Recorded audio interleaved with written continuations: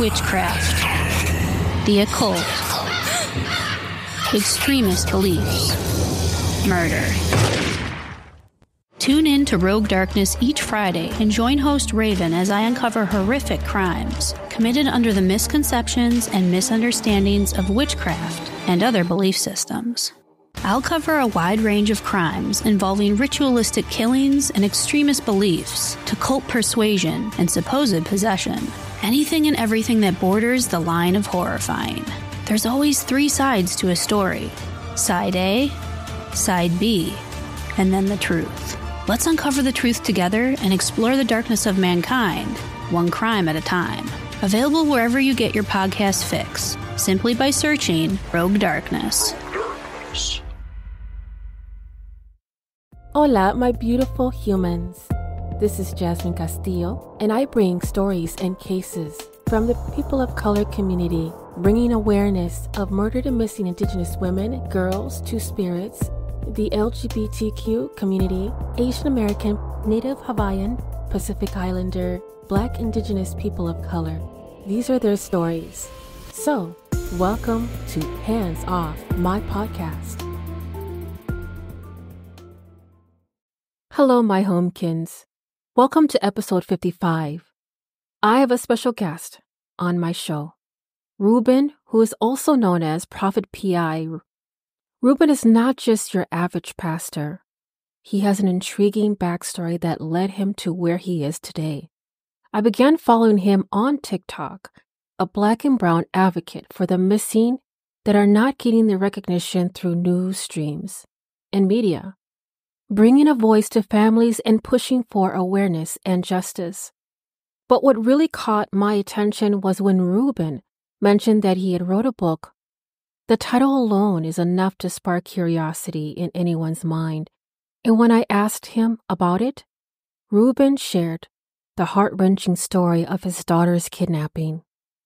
The book is available on Amazon, and I won't give away too much because you want to experience the roller coaster of emotions yourself while listening to his story and reading about it. But what I can say is that it's a powerful testament to the unwavering love of a father for his daughter. As a podcaster, I understand the power of storytelling and its ability to connect with people on a deeper level. And Reuben's story does just that. It touches your heart and leaves you feeling inspired and moved. Let's dive right in, shall we? We've got a lot to cover. My name is Reuben. They call me Prophet P.I. I'm a pastor. I got the Prophet P.I. from, because I like to dig and stuff. I like to just, dig deep. I used to be a skip tracer, fugitive enforcement, but I also worked in loss prevention. I was a regional loss prevention manager. So you're dealing with the same type of training that law enforcement goes through. And, it's just some skills that I have, plus being in the military also. I started out in the Navy and ended out in the Marines. Can you tell us about your experience and background in advocating for missing individuals and seeking justice for the Black and brown community? Yeah, what started it was I wrote a book. It's called Relentless Love, Operation Rescue, and that's on Amazon. It's a story about my daughter who was kidnapped. She went missing. She went missing. She was missing about 4 years. I found her when she was 7. Tracked her across 5 different states. Her mother had joined a cult. And with this cult, I actually talked about a little bit on TikTok and on social media.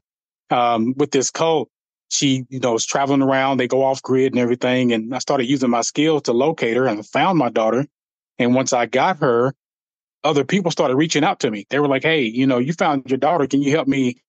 I guess it was just like a really deep passion to try to help people find the lost. So that's what got me started in it. And as I got deeper and deeper into it, started getting results. We had some young people that went missing, and law enforcement, they reached out. They were putting out some stuff, and we helped find them. I had to, because most people don't call the police, but they will call somebody like myself, like you. And, that way they're not getting involved with the police. And they called me, told me where these young people were. I called law enforcement, let them know. They went and found them. They were safe. And it was a trafficking incident. And then it just started going from there. Then I found a friend of mine. She was on social media. I think it was on the book, and she had listed that her son was missing. Something was going on, but just putting the information out there. The news wasn't picking it up. Law enforcement didn't put out any kind of alert, and it was like unknown to everybody. And it broke my heart, but it made me mad at the same time because I'm like, why? Why are you not putting this out? Because if it was anybody else, you're going to put it out immediately. So we started advocating, started putting out the stories, we started digging. Friends started coming forward. Other people started coming forward. And that's when it just took off from there. It just really took off. And we're still working that case, but we found out also working cases like that where Corey Daniely's missing. Then we found out that the same person who has ties to Corey Daniely has ties to another person who has been missing for over 4 or 5 years. Then we found out that this same person has ties to another person who disappeared in the same manner, but they found this person's deceased, but this person is tied to this other person. So it just went down a rabbit hole. And the more we dug, the more we kept digging. And the way I am, I'm going to keep digging until I get to the bottom. So I just kept digging and it started bringing out more stuff. That's when the news picked it up in California. That's when law enforcement actually stepped in. Then the federal authorities stepped in, and now it's a nationwide thing now. To where they're like, okay, they're putting pressure on us. I've actually had law enforcement reach out to me and tell me, hey, can you calm it down just a little bit because it's putting too much pressure on it. And I'm like, no, I'm going to keep putting pressure until you find them, until you actually take us serious. But that's just, how I got started in all this. I am so glad that your daughter was found. If every person had a father like you that was just determined, no matter what, persistent, no matter what. And I know there's a lot of people out there who are doing that. And sadly, they're not getting the same result, or the outcome is different. So I thank you for sharing that story. In what ways have you utilized TikTok as a platform to raise awareness and share stories of the missing, lost individuals? And can you provide some examples of successful campaigns? I think you pretty much talked about one story. Did this come initially from the TikTok, or do you have another story that you could also identify that was successful from a TikTok? Man, I think I have over 7,000 videos. Well, there was a young lady, I forgot her name, but there was a young lady that went missing. She was 13 or 14 years old. She went missing and she had a child while she was in the foster care system. And she ended up going missing, disappeared. Nobody could find her, law enforcement, nobody, and it was kept quiet. And the moment that somebody had reached out to the mother and told the mother to reach out to me. And when I reached out and put a video together for this young lady and her baby, immediately, and this is the amazement of social media, the young lady immediately and her boyfriend reached out to me. And they said, sir, we are okay. I'm like, prove it. Video call me and prove it. Let me know that you're okay. I want to see that you're okay. I want to make sure that you're fine. She video called myself and one of my other coworkers with BNN, the Black News Network. They reached out to us, did a video call, and she showed us that, she was fine, and then she told me a little story as far as why she had to leave. And, the foster care system is kind of jacked up. But that was a successful story. We had another one where there was another child that went missing, young man. He went missing, and it had to do with something about peer pressure and joining gangs and everything. And he didn't want to join. The people thought that his family had money, and they called themselves trying to basically kidnap him. And I told the young man, because I have a computer science degree, so, I'm a techie. So I told him certain things to do on his phone so we could track it. That way we could track him, and then I'll hand the information over to law enforcement. And that's when he did that, they were able to find him. A success story. There was another 2 or 3 other young ladies that went missing, and it started getting kind of dim because they had been missing for several months. And the moment that family members and their friends reached out to me, they said, hey, can you run this story? Because this is what you do. Run this story. The moment we ran the story, not even a couple of weeks later, they were found. So one was found like almost 700 miles from home. There was another one that was found in the next state over. There was another one that was found with a friend. So those are success stories. Not all of them are success stories, but we do end up finding that person, whether they're alive or deceased. So, like you said, it's amazing what social media can do when it's in the right hands, like Yes. yourself and like many other people who are trying to use it for the better, for the good, instead of just like, oh, I try a new dance trend. That to me is just like, I get it. We all need like a little, cleanse of the palate, but we need to get back to work and finding this meet the missing people. So I think we've talked about it. It's all about communication. Communication plays a crucial role in advocacy work. And how do you ensure that the stories of the missing individuals, particularly those from the Black and Brown communities, are effectively communicated through social media platforms, like example, TikTok and any other platforms that you're currently on? Have you faced any challenges in this aspect, and how did you overcome them? Yeah, there was one big case because a lot of these cases, especially when it deals with children, takes an emotional toll on you. There was one big case that I worked. The mother actually reached out. I put the story out there, and it was like, everybody was gung ho going for the grandmother and uncle. We need to get them arrested and all this stuff. And then when that story reached, I think it reached almost like 300,000 or 400,000 views, and then all of a sudden, friends started reaching out. People that knew the young lady reached out to me. People that knew of the family reached out to me, and they started sending me screenshots of text messages. They started sending me videos and all this other stuff. And come to find out, the grandmother and the uncle had nothing to do with this. The mother dropped the baby off, and the baby was already deceased. She came back in order to try to put it on them. And I started doing more digging and more digging and more digging to where I even started contacting the law enforcement. We were talking amongst each other. And that's when we found out. I even got the autopsy report back finally and found out that, right now they can't charge anybody because this family's known for covering for each other. But we did find evidence that narcotics was used by the mother and her boyfriend, and the baby had got a hold of this because it was on her bottle. And I mean, it was really bad. I mean, the living conditions were bad. It was so bad to where some of the videos, I couldn't even stomach it. And I'm a Marine.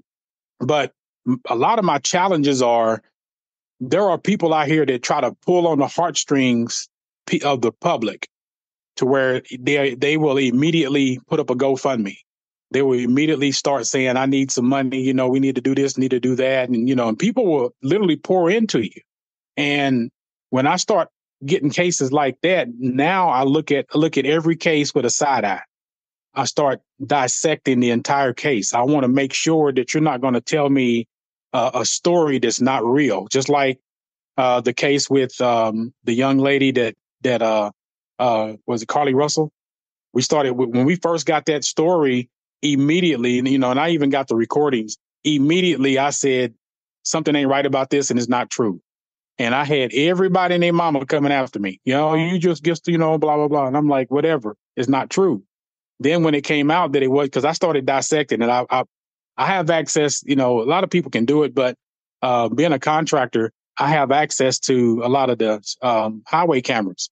So I went back to that date and I started looking, and that's when I started pulled it down. I enhanced it and everything. And I said, no, none of that stuff happened. And then the police actually picked it up. They asked, could they have that video? Yeah, you can have it, and news stations and all that, and found out it wasn't true. So a lot of the challenges are, one, people telling stories that are not true.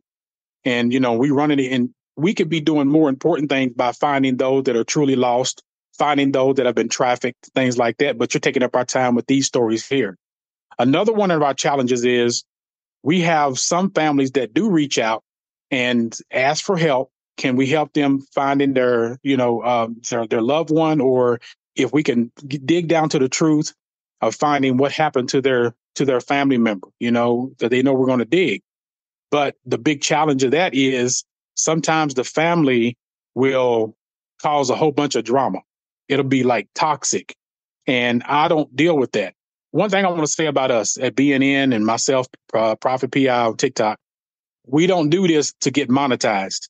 We do this because it's a passion. You know, we don't get paid off of this stuff. You know, we get donations, things like that, but we don't get paid for this stuff. We doing it because it's a passion to us. And we get some people that come in there and say, oh, you're just trying to get clout, you know, off my family or whatever. Immediately, I'm the type person where I will cut you off. I'm like, you know what? Find somebody else to run this story. And then they'll find out nobody else wants to run it. They said, if Prophet PI is not running it, I'm not going to run it, you know, because they know something is wrong with it.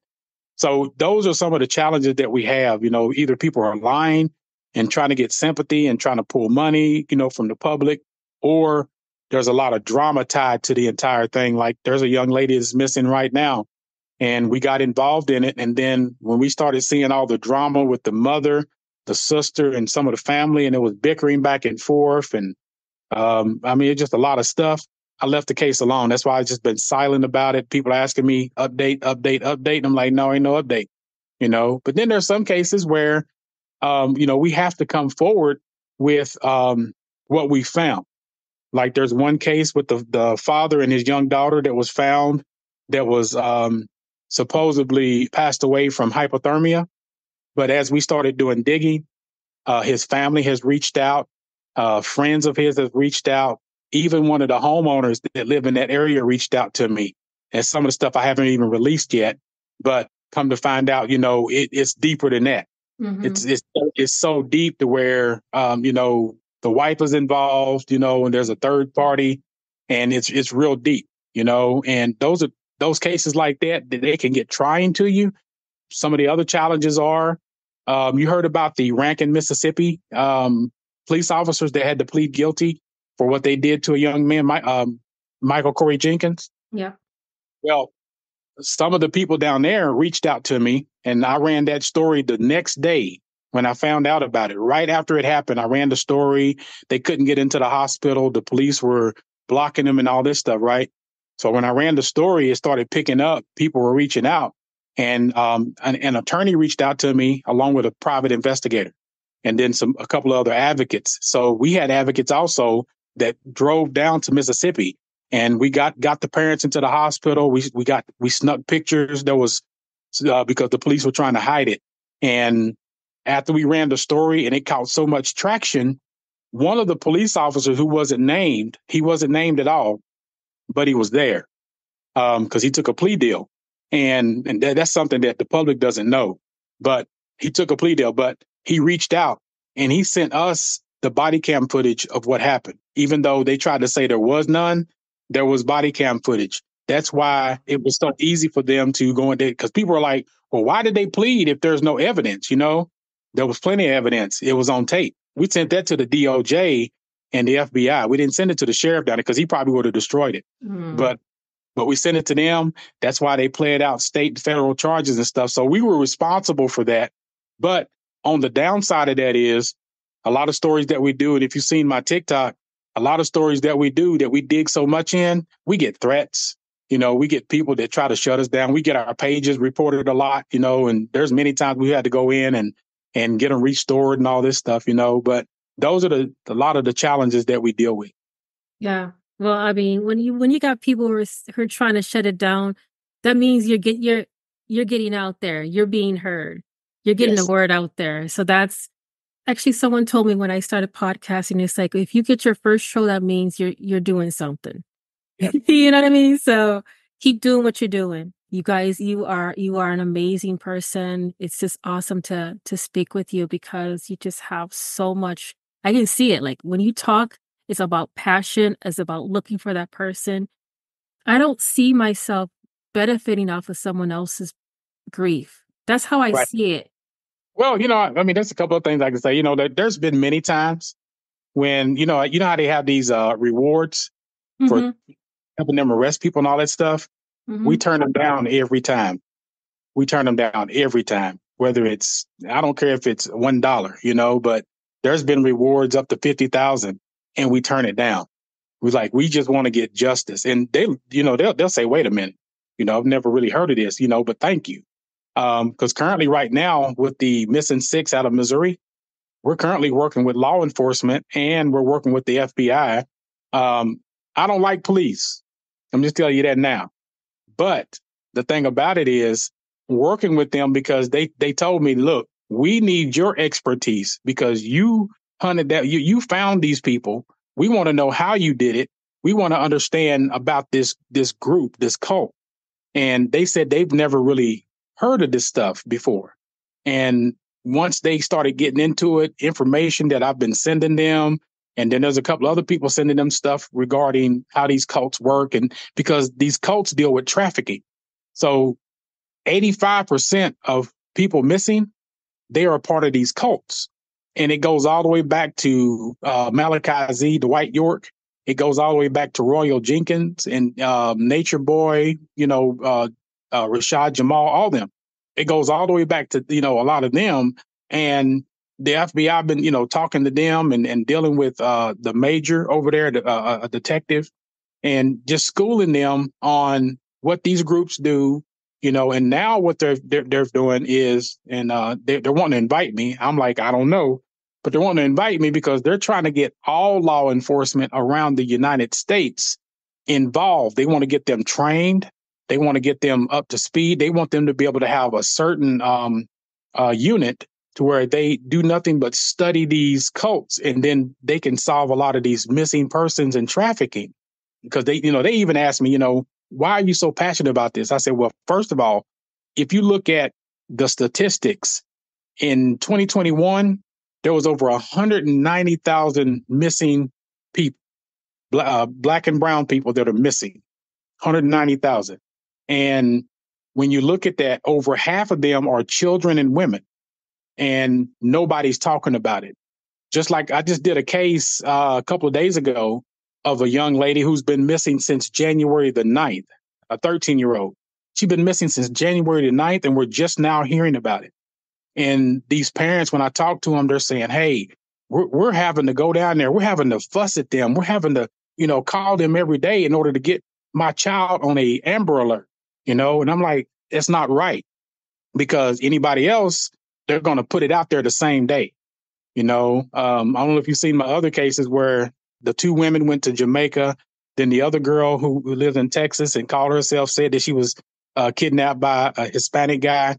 And somebody sent me the case. They sent it to me, and I'm like, I'm not running that because she's lying, And they were like, no, she's not. I'm like, yes, she is. She's lying. And lo and behold, it's coming out more and more that she's lying. But then I look at us, and I'm like, wait a minute. Why are you not taking our people serious? If you look at the indigenous people on their tribal land, there's a lot of them that are missing.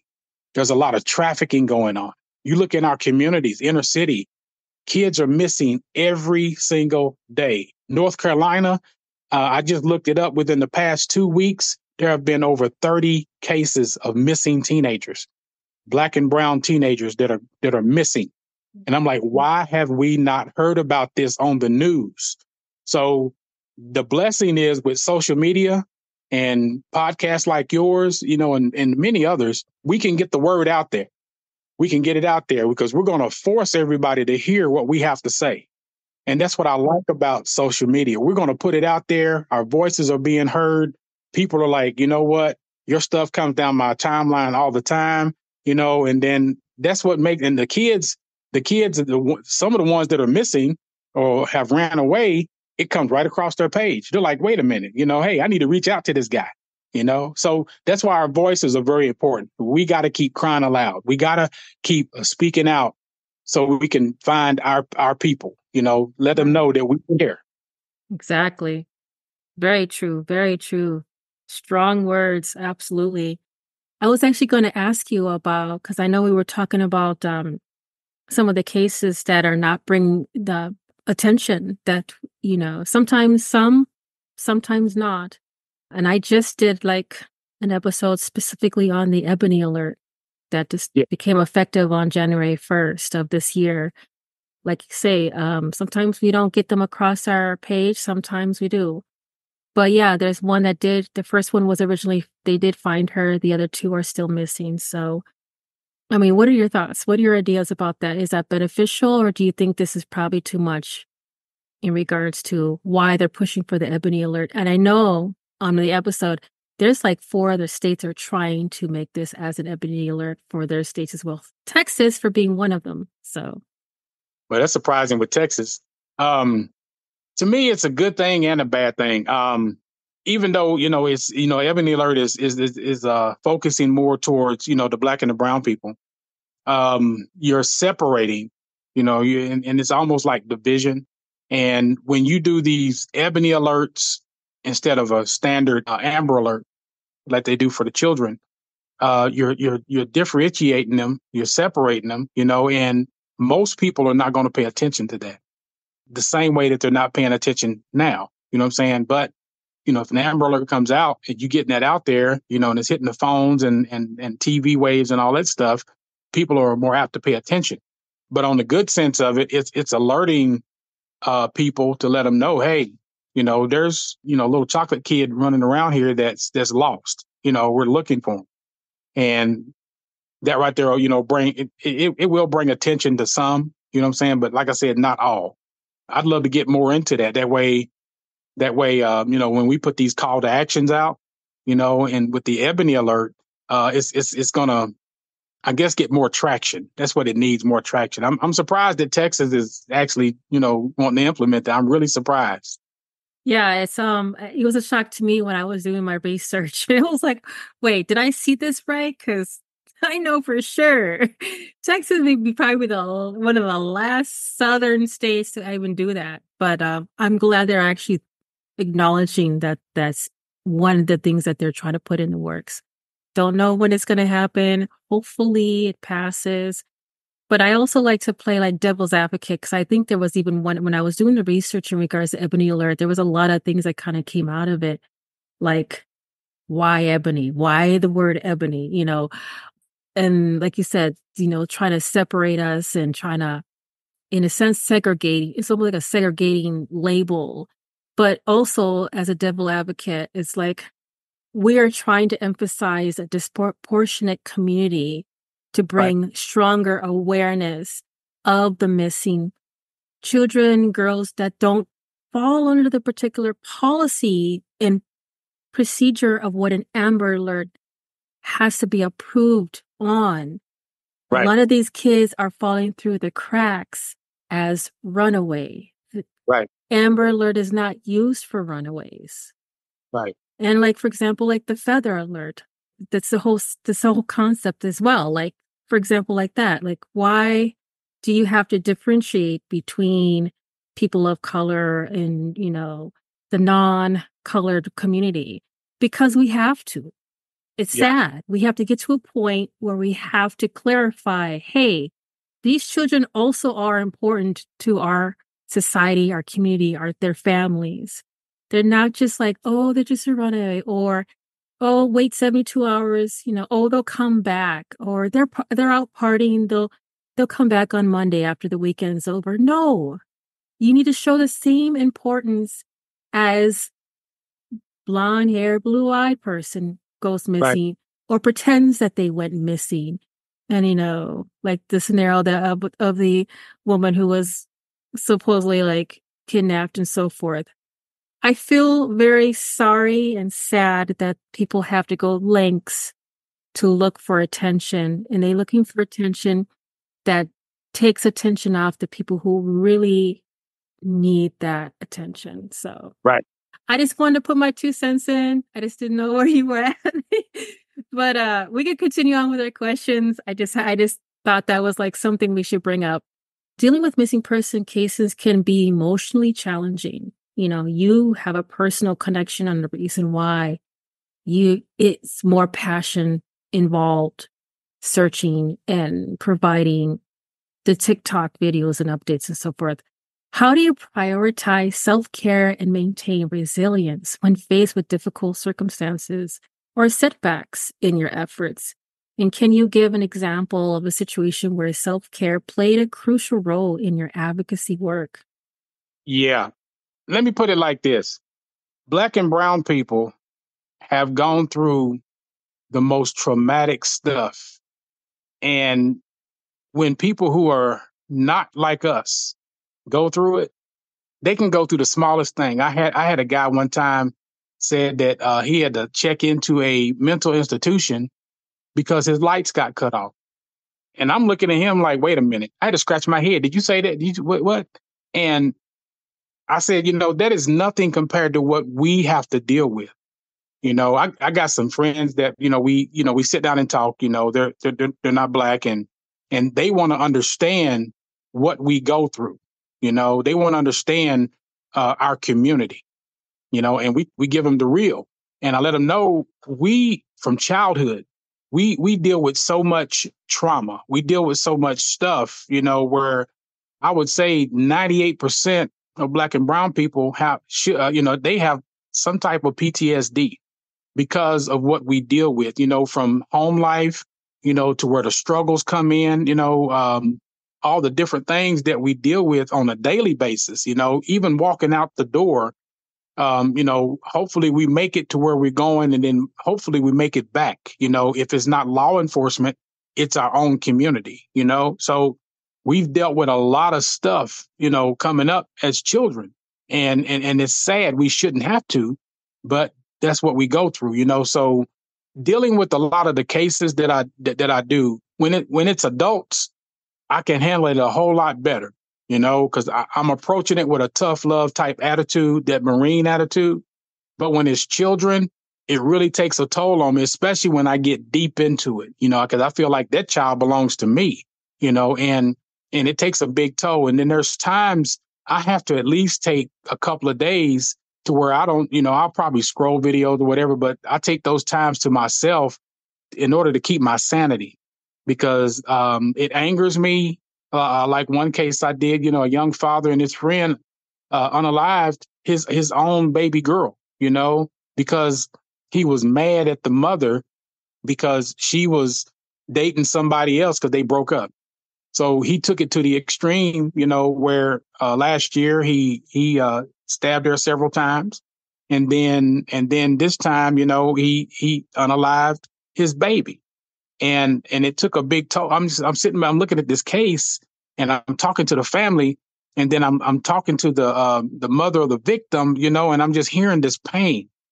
Sometimes I do interviews with them, but I hear this pain in their voice, but when it deals with these young people, it breaks my heart, because they shouldn't have to go through this. These young boys that are out here smelling themselves, and they want to run in a gang, and they don't know what they're getting into. These young girls out here being tricked by these dusty dudes that are sitting up here telling them all these lies in order to get their pocketbook, and it racks my brain. But I literally take a couple of days to myself. That's why sometimes I take the weekend off. Right now, currently sitting in my email inbox, so I got several of them. I probably have no less than 800 stories of what's done happened to a kid, if they're missing, or if they run away, or they've been unalived, or anything like that, and I got all these stories, and I'm trying to cycle them through, because some of them I'll look at them and I won't do them, because I know that it'll take a big toll on me. So I won't do it at all, and I'll pass it on to somebody else to do that. Like a couple of young ladies on TikTok, Draco and Crimes Covered by Chris. I'll pass them. We share stuff a lot. So I'll share stuff with them, or sometimes I share it with the BNN crew and tell them to run it. Sometimes they won't run it. They're like, nope, I can't do that, because I'm not that strong, in order to be able to handle that mentally. But yeah, I take a lot of time to myself, maybe the weekend. Sometimes during the week, I'll just take a couple of days off just to reflect. I'll go out there and play with the chickens, or, me and my little girl and my wife we'll sit back and, we'll probably find something to do, in order to take my mind off of that. Mm-hmm. I'm glad that you're doing that. Not that many men get the opportunity or think that they need that break, that self-care, and they neglect themselves. Being a person of color, we have to deal with generational trauma. That's in our DNA. Like literally, we've dealt with trauma from generations and centuries of, being dismissed and being erased of our identity. Our ancestors had to go through that, being lynched, being burned alive, being raped by multiple people, being forced into slavery on many levels. And that's still That's another label for human trafficking. That's just another label for slavery. Being Right. coerced into doing something for someone, being groomed by someone, using your body for someone. It's another thing that we have to struggle with. And and I'm glad that you take that moment for doing that. Self-care is a must. We got to push for that, especially. Thank you for sharing that. Talking about some of the stories, that you like to collaborate with or pass along to other persons who are TikTokers who are just volunteering to assist you. But can you tell me if there's any stories that you would like to share that just isn't getting the kind of recognition that it deserves? Or do you have Yeah. anything like that? Yeah. One. Well, it's actually two cases. One is the Corey Daniely case, and if anybody goes to my TikTok, they'll see a folder up there that says Corey Daniely. We're still looking for him. We're trying to get the police more involved. We did find out that one of the people that's involved in this whole thing, he has a family of police officers, and they're known for covering stuff up. So the Corey Daniely case, that one right there, he disappeared under mysterious circumstances with this friend, so-called friend. The friend, nobody knew anything about it until the friend was actually posting on Corey Daniely's page. He had Corey's phone. He had his clothes, his backpack. He asked his mother to wash Corey's clothes. This is after the fact, after him missing and everything, and nobody can find him, nobody can locate him. And it's just too many stories. The guy has actually, his name is Zach. He ended up running to Hawaii. He's been questioned, but the police, they're dragging their feet. This guy has actually gone to Hawaii. He's over there now. But now the people over there, because I have family over there, we have Polynesian in our family. And I've reached out to them. They watch my stories, and I told them, you need to watch out for this guy. And, but the Corey Daniely case, because like I said, it led to revealing three other people that are missing the same way. Michael Bryson, he's been missing for over 4 or 5 years now, but Corey Daniely was in that circle. Another guy, his name is, I forgot his name, but there's a couple other people. And so we're trying to push that story, get more recognition on it. Another one is, his name is Cordell. I forgot his last name, but Cordell in Florida, he was found strung up by his neck. And they immediately, well, actually, there's like 10 of them, but I'm not going to go into all of those. But Cordell was strung up by his neck. They detective immediately, as soon as he walked in, he didn't investigate the case. He just walked in and said, "This is self-inflicted." I mean, immediately, just like they did Nona Lubrin down in Florida, just like they did another young man. I forgot his name, but I did his story. He was found. We actually think his girlfriend and some other people were involved in that, but he was found in a parking lot, well, near a parking lot in a tree, and his hands were zip tied together. But the detective did the same thing. Another detective did the same thing. He said that that he did this on his own, and we're like, no way. So now we're putting pressure on him, and it just needs to get out there to where because we got so many details of the story. We got suspects, all kinds of. We got a timeline of events, and it's too much evidence for them to try to rule this self-inflicted. It's just too much. So we're trying to get more national attention. It's already across seas. I'm like, if they're talking about this across seas, why are we not talking about it over here? Because we don't string ourselves up like that. We don't do that. We're going to take any other kind of way out, but we're not going to do that. And, especially looking at the circumstances and stuff, something is not right. But we have found that a lot of people that are tied to the case have family in law enforcement. And I said, so we need to expose that. And I'm the type where I'm going to call it out. I don't care who you are. I'm going to call it out. Police chief, mayor, whoever, And then when you start putting pressure on them like that, then they have no choice but to properly investigate it. You know what I'm saying? So, but yeah, those are the cases right there. And I'd be glad to send you to because, they need to get out there. They really do. Absolutely. Speaking of contact information, how are people able to follow you on what platforms that I could probably give to the listeners in the show notes? On TikTok, it's Prophet PI, or Prophet Reuben M, Reuben, and then the letter M. On Facebook, it's Prophet Reuben Mitchell. You'll see that on there. And then I have Instagram, and it's under Prophet Reuben. On our YouTube, we have it's called BNN_uncut. It's actually BBNN. It's Black and Brown News Network.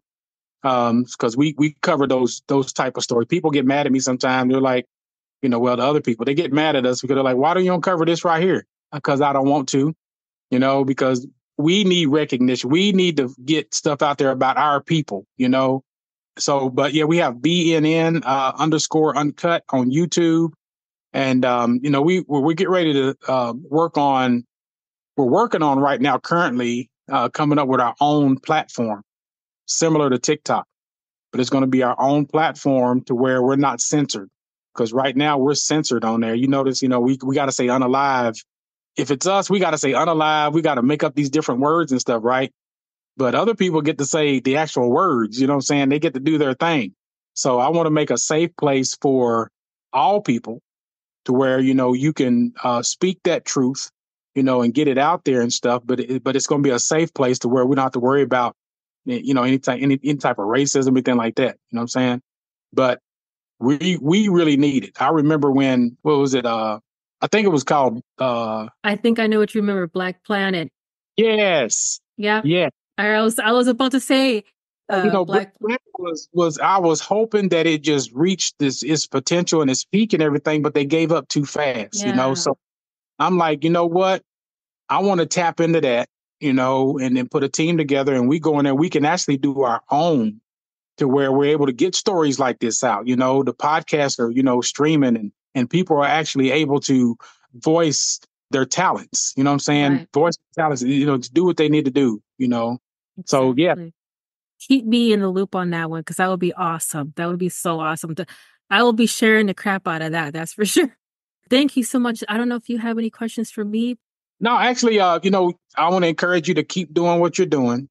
Your voice is bigger than you think. All right. If you enjoy our show, please rate us on Apple or Spotify. And be sure to come back and listen to us every other Thursday. Until then, this is Jasmine Castillo. We are Voiceless No More. Proud member of Darkcast Network, Uncovered.com, Transdo Task Force, Crime Survivors for Safety and Justice, and partner with Search and Support San Antonio and Seasons of Justice.